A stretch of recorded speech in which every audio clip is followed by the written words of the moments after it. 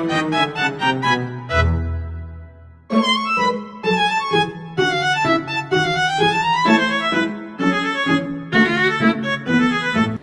everyone, we are from Group 7. Let us introduce ourselves. Hi, I'm Rafi Paramiza Pauson. Hi, I am Nabila Sabina Bintang. And I'm Arini Olindia Zafa. And I'm Elsa Sofia Naranda, and I be your host for today's podcast. We have already entered the month of Ramadan, a month full of blessing and interesting economic phenomena to discuss.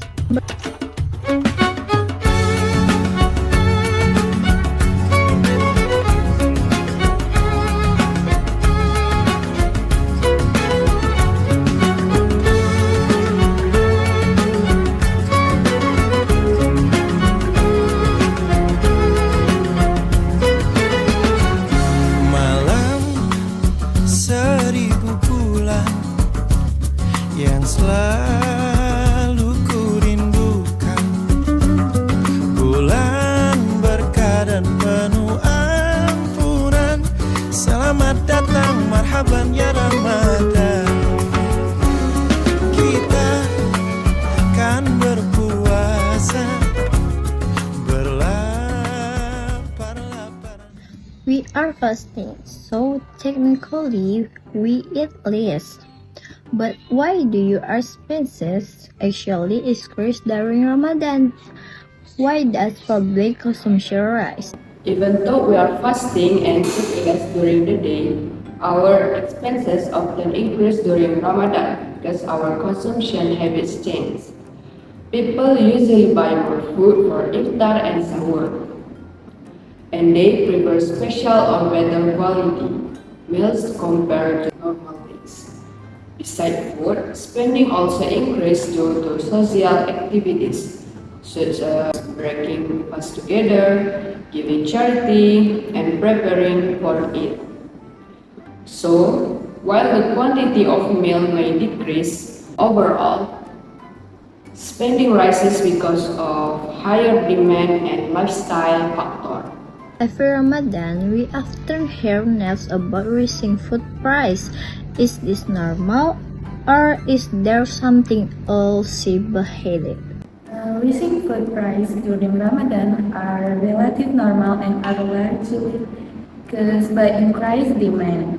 When many households simultaneously increase their consumption, suppliers might struggle to keep up, especially for perishable goods such as vegetables, meat, and eggs. However, price increase can also be influenced by distribution inefficiencies, higher transportation costs, or speculative behavior by traders. Therefore, while seasonal price increase are expected, excessive inflation might indicate structural problem in the supply chain. From the perspective of Indonesia economy, does Ramadan bring more positive impact, or does it create inflationary pressure for society? From the perspective of Indonesian economy, Ramadan brings two effects at the same time: positive economic growth and inflationary pressure. On the positive side, Ramadan usually increases household consumption, which is the main driver of Indonesia's GDP. Public spending can rise by around 12 to 18% compared to normal months. This increase in spending also creates a strong multiplier effect, estimated at around 1.6 to 1.8. During this period, sectors such as small and medium enterprises, food, fashion, transportation, and retail often experience a significant rise in sales, especially if it approaches. On the other hand, higher demand can lead to demand pull inflation, which means prices go up because more people are buying goods and services. However, Price increasing during Ramadan and Eid are generally seasonal and expected.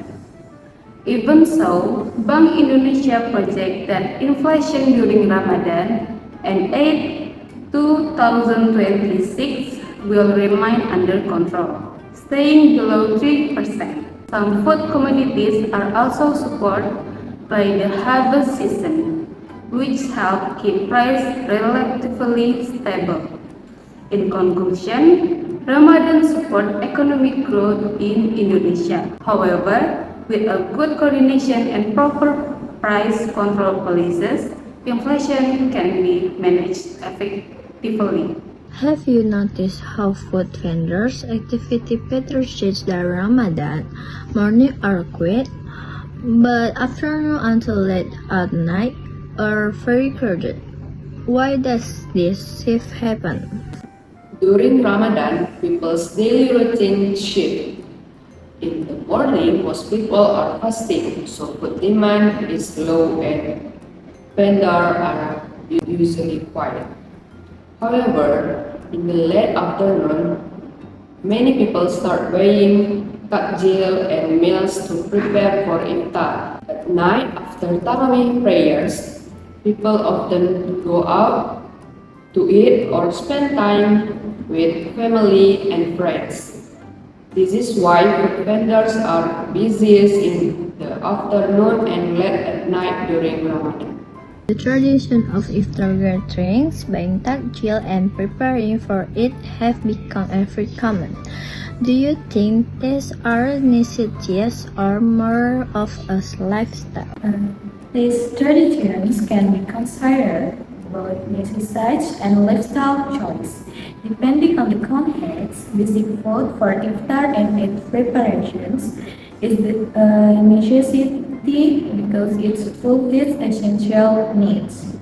However, frequent iftar gatherings, excise food purchase, and luxurious age celebrations reflects lifestyle consumptions influenced by social norms and modern consumer culture. Economically, these distinctions show the difference between needs-based consumption and wants-based consumption. From the perspective of traders and small business, is Ramadan truly a heifer season, or is it actually full of challenges? For street vendor and small businesses in Indonesia, Ramadan is both an opportunity and challenge. On one side, Ramadan is often called a harvest season because demand increases a lot, especially for food, clothes, and Eid products. When people receive their holiday allowance, tunjangan hari raya, their spending power also rises. This makes money circulate faster in the economy. Many small businesses also get the chance to sell at Ramadan markets and bazaar that are usually very crowded. On the other side, there are challenges. Competition becomes stronger because many temporary sellers join the market. Business owners must manage their stock, workers, and working hours carefully so they are not overwhelmed when demand suddenly increases. So, Ramadan can bring big profit for small businesses that are ready and well prepared. But who are not prepared, it can become a stressful time because of higher operational pressure. That's all for today's discussion. Thank you for watching. See you in the next time. Bye. Wassalamualaikum warahmatullahi wabarakatuh.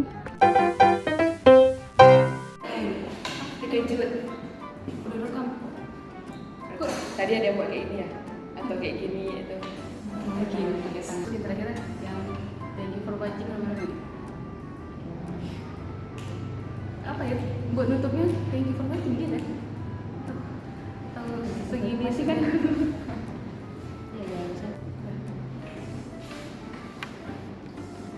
Nggak nyampe ya. Itu dong. Pertanyaan nomor 4. Effectively.